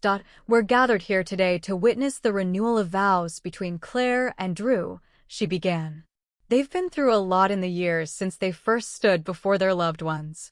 But they've come through it together, stronger and more committed than ever. Drew took both of my hands. Claire, I know I said these words before, he said. But I mean them more now than I did then. I promise to love you, to honor you, to be honest with you, to stand by your side, no matter what. He took a breath. I'm not the same man I was when we first married, but I'm trying to be a better one. And I promise to keep trying every day for the rest of my life. I blinked back tears. Drew, I promise to love you, to be patient with you, to forgive you when you make mistakes, as you've forgiven me, and to be honest with you always. I squeezed his hands. We've been through too much to let go now. And I'm not going to. The officiant nodded. By the power vested in me, I pronounce you renewed. You may kiss. Drew leaned in and kissed me. It was soft, tender, full of promise. The reception was small and intimate. We'd hired a caterer and we ate on picnic tables overlooking the lake. Pepper wore a little bow tie and ran circles around the guests. Andrew gave a toast. I never thought I'd be standing here, he said. A year ago, I was in a bad place. I had nothing. No money, no future, no hope. But Claire and Drew didn't give up on me. They gave me a second chance. And I want to thank them for that. He raised his glass. To Claire and Drew. To second chances. And to never giving up on the people you love. We clinked glasses, and I felt a warmth spread through me. This was what I'd been fighting for. Not just survival, but connection. Love. Belonging. Jessica came over and sat beside me. I'm glad you're happy, she said. I'm glad you're here. Me too. She looked out at the lake. It's funny, isn't it, how everything worked out? It didn't happen by accident. We made it happen. Yeah, we did. She smiled. The evening wound down, and the guests began to leave. Andrew gave me a hug and promised to call. Jessica waved goodbye. Margaret shook my hand and said she was proud of me. Finally, it was just Drew and me, standing on the shore as the sun set over the water. Pepper was splashing in the shallows, chasing waves. I never thought I'd be here, I said. We're here. Happy. Whole. I turned to him. There was a time when I didn't think I'd survive. I know. He wrapped his arm around me. But you did. You're the strongest person I've ever met. I'm not that strong. I just didn't give up. Neither did I. He kissed my forehead. And we're not going to. Ever. I leaned into him, feeling the warmth of his body, the steady beat of his heart. The past was behind us and the future was uncertain. But we had each other. And that was enough. I'm going to be okay, I said. We're going to be okay. He squeezed me tighter. I know. The stars came out one by one, scattered across the darkening sky. The waves lapped against the shore, a soft, soothing rhythm. In the distance, a boat horn sounded, a lonely sound that faded into the night. We walked home, hand in hand, Pepper trotting beside us. The house was dark, but we didn't turn on the lights. We sat on the porch, watching the stars, and talked about nothing and everything. I love you, Drew said. I know I don't say it enough. But I do. I love you too. It was simple. It was true. It was everything. The next morning, I woke up before dawn. Drew was asleep beside me, his face peaceful. Pepper was curled up at the foot of the bed. I slipped out of bed and walked to the kitchen. I made coffee, then sat at the table, looking out the window at the garden. The flowers were blooming, a riot of color that I'd planted myself. My life had changed so much in the past 2 years. I'd gone from a woman who'd lost everything to a woman who'd built everything back, brick by brick, choice by choice. I wasn't the same person I'd been. I was better, stronger, more aware of who I was and what I wanted. The doorbell rang. I opened it to find Andrew, holding a bouquet of flowers. Claire, he said. I know it's early, but I wanted to bring these. For the house. To thank you again. I took the flowers and smelled them. Thank you, Andrew. I mean it, he said. I don't know how I'll ever repay you. You already have. By getting better. By staying clean. That's all I ever wanted. He nodded, his eyes wet. I'm going to be okay. I think. You are. I know. He hugged me, then walked back to his car. I watched him drive away, the flowers still in my arms. I went inside and put them in a vase on the kitchen table. Then I sat down and looked at the flowers for a long moment. Drew appeared in the doorway, his hair disheveled, his eyes still heavy with sleep. Was that Andrew? Yeah. He brought flowers. That's nice. He walked over and kissed my cheek. You okay? I'm okay. I smiled. I'm better than okay. He poured himself a cup of coffee and sat down beside me. We sat in comfortable silence, watching the morning light fill the room. I've been thinking about the future, I said. What about it? About what I want to do next? The firm is stable. I have a good team. I could take a step back, focus on other things. Like what? Like us.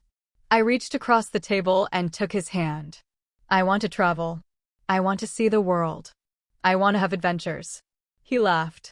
You've been saying that for years. I know. But now I actually mean it. Then let's do it. Let's plan a trip. Something big. Really, really. He squeezed my hand. We've been through enough. We deserve a break. I grinned, a real grin, the kind I hadn't felt in a long time. Okay, let's do it. Let's plan the trip of a lifetime. The rest of the day was spent planning. We looked at maps, researched flights, talked about all the places we wanted to go. It was a bright, hopeful day, the kind of day that made the past feel like a distant memory. But the past was never really distant. It was part of me, part of who I'd become. And I was grateful for it. Because the past had taught me something important, that nothing was guaranteed. That happiness was fleeting. That you had to grab it with both hands, hold on tight, and never let go. And that's what I was going to do. I grabbed hold of my life, my marriage, my future. And I held on. The next evening, I called Jessica and told her about the trip. That's amazing, she said. Where are you going? First stop is Paris. Then we're going to Italy. Maybe Greece after that. I'm so jealous. Come with us. You could use a vacation. I can't. I just started the new job. Then take a leave of absence. Life is short. She laughed. I'll think about it. I hung up and looked around the house. The kitchen was still the same kitchen, but it felt different now. It felt like the center of a life, not the center of a crisis. Drew came in with Pepper, who was muddy from a walk in the park. What happened? I asked. She found a puddle. A very deep puddle. I can see that. I grabbed a towel and knelt down to dry her off. We need to get a dog wash station in the yard. That's a great idea. We should do that. Add it to the list. What list? To the list of things we're going to do now that we're not drowning in crisis. I looked up at him and smiled. I like that list. Me too. He knelt down beside me and helped me dry Pepper.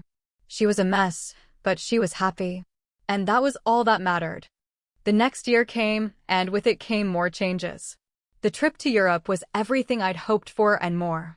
We walked through the streets of Paris, ate gelato in Rome, and watched the sunset over the Aegean Sea. Andrew got promoted. Jessica started dating someone new, a man who made her laugh the way she deserved to laugh. Even Ellen called to tell me she was proud of me. On the flight home from our trip, I looked out the window at the clouds below. What are you thinking? Drew asked. I'm thinking about how different everything is. How different I am. Different how I'm not scared anymore, I said. I used to be scared all the time. Scared of failing.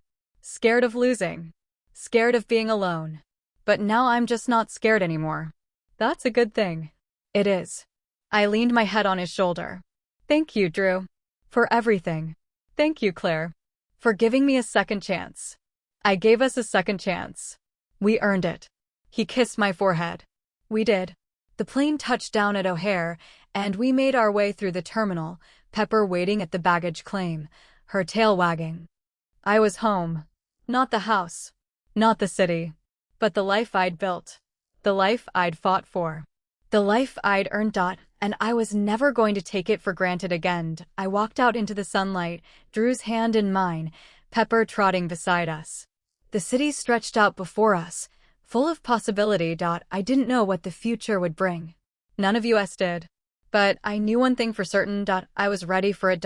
All of it. The November wind rattled the windows, and I pulled my sweater tighter as I walked into the living room. Drew was on the couch, a book open on his lap, and Pepper was snoring softly at his feet. Outside, the first snow of the season was starting to fall, delicate white flakes drifting past the glass.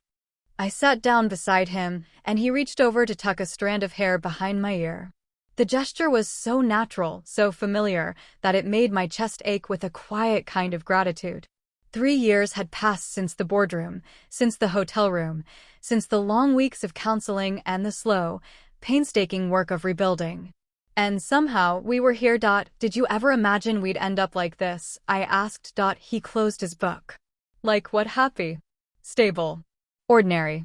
I didn't dare imagine it. But I hoped. He set the book aside and took my hand. There were times I thought I'd lost you for good. And I wouldn't have blamed you if I had. I thought about leaving, I said. More than once. But every time I pictured my life without you, it felt empty. Not because I needed you, but because I wanted you. There's a difference. I know. I learned that the hard way. We sat in silence, watching the snow accumulate on the lawn. Pepper stirred, stretched, and resettled herself. I've been thinking about the dreams I used to have, I said. The ones I told you about. They don't come anymore. Maybe because you don't need them. Maybe. I leaned into him. Or maybe because I changed the future. Made a different choice. That's what it felt like, you know. Like I was given a chance to rewrite everything. And you did. We did. I looked up at him. This life we have, it didn't happen by accident. We built it. Brick by brick. He kissed my forehead. We did. The snow was falling faster now, blanketing the street in white. I thought about all the versions of my life that could have been, all the paths I'd nearly taken. The loneliness. The despair. The end I'd seen in my previous life, cold and final and alone. But this was the path I'd chosen. And it had led me here. I love you, I said. I love you too. Pepper barked once, as if to agree. I laughed, and the sound filled the room, warm and alive. Let's go for a walk, I said. Before the snow gets too deep. Now, yes. I want to see the park when it's this quiet. He stood and helped me up. We put on our coats and boots, and Pepper bounded ahead as we stepped outside. The cold air was crisp, clean, and the world was hushed, muffled by the falling snow. We walked to the lakefront, our footprints the only marks on the fresh white path. The water was dark and still, the city lights reflected in its surface. I stopped and looked out at the horizon. Thank you, I said, to no one in particular. For what Drew asked. For everything. For this life. For not giving up. He put his arm around me, and we stood together, watching the snow fall over the water. This is it, I said. This is where I'm supposed to be. Me too. Pepper ran back to us, her muzzle dusted with snow, her tail wagging furiously. I knelt down and scratched her ears. Let's go home, I said. I'll make hot chocolate. We turned back toward the house, our steps slow and easy. The lights were on inside, warm and golden through the falling snow. And I knew, with a certainty that settled deep in my bones, that I had finally found what I'd been searching for. Not fame or fortune or revenge. Just this, a home, a family, a future. And that was more than enough. It was everything.